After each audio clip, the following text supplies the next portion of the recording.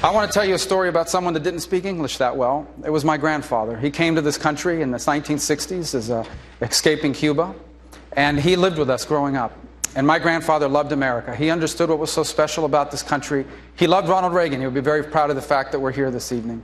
My grandfather instilled in me the belief that I was blessed to live in the one society in all of human history where even I, the son of a bartender and a maid, could aspire to have anything and be anything that I was willing to work hard to achieve. There you've got Marco Rubio last night at the Ronald Reagan Library out in Simi Valley, and we've got the senator joining us from California this morning.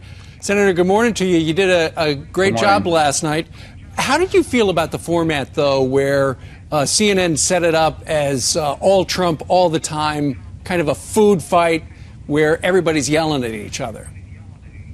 Well, you saw hints of that from the beginning, and I saw some of the promos, and it looked like they were promoting a pay-per-view boxing match. And then, of course, once the thing started, you could see very clearly early on that it was going to be one of these things where if you wanted more time to speak, you were going to have to interrupt somebody and jump in. And, so as the thing worked in, people started doing more of that. But the format was the format. I mean, no matter what happens, you've got to do the best you can in the time allotted to communicate your message. We can disagree about the format. We can like it or unlike it or basically come back later and analyze it. But the key is each of these are an opportunity for us who aspire to the highest office in the land to tell people who we are and what we would do if they give us a chance to be president. And that's what I try to do at all of these debates. So yesterday was just the second one of a series of these, and we'll be at it again, I guess, in 6 or 7 weeks. Senator, one thing you did remarkably well was make use of the remainder of that time and carve your way in, particularly when it came to speaking Spanish. We're going to let everybody hear what some are saying was your most powerful moment of the night. Watch. Are you saying that you have the knowledge to be the president that Mr. Trump does not have? Well, you should ask him questions in detail about the foreign policy issues our president will confront, because you better be able to lead our country on the first day. Not 6 months from now, not a year from now, on the first day in office. Yeah, so that was actually another exchange there. So two impact moments that you had, Senator Rubio, there. The first saying, look, I want someone to be able to understand straight from me when I'm speaking Spanish, what's important in this country. The moment we just saw right there, that exchange and that double box split screen, what were you trying to get across there? Well, there's no more important obligation of the presidency than to keep the country safe. I mean, the president doesn't run the economy. We have those people talking about how many jobs they created when they held this office or that office. Government doesn't create jobs outside of government.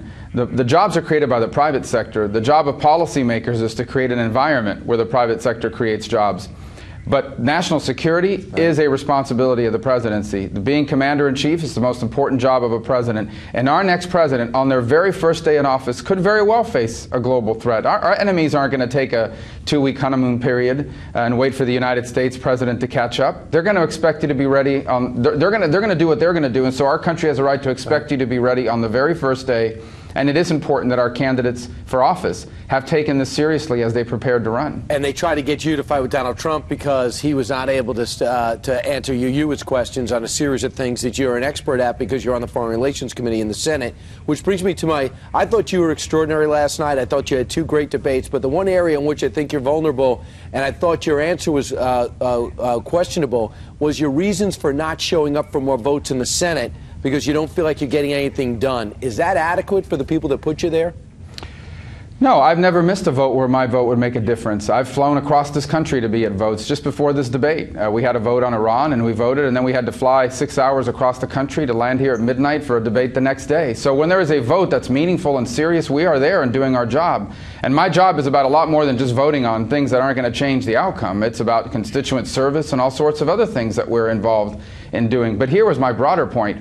There is a reason why I chose not to run for re-election and I'm running for president. And the reason is because after a very short time in Washington, it became apparent to me 2 things. Number one, the political class in Washington, D.C., in both parties, are completely out of touch with what's happening in our country, from the debt to people struggling paycheck to paycheck to insecurity around the world.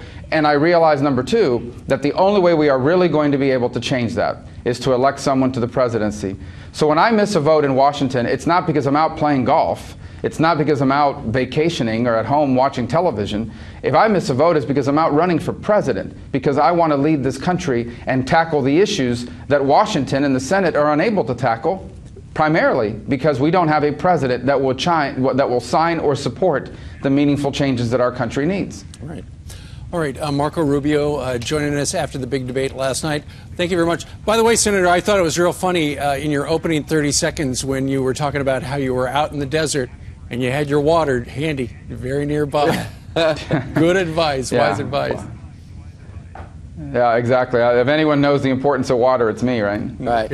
All right. Senator Marco Rubio, one of the candidates who could be looking at a bump after that debate. Senator Rubio, thanks so much.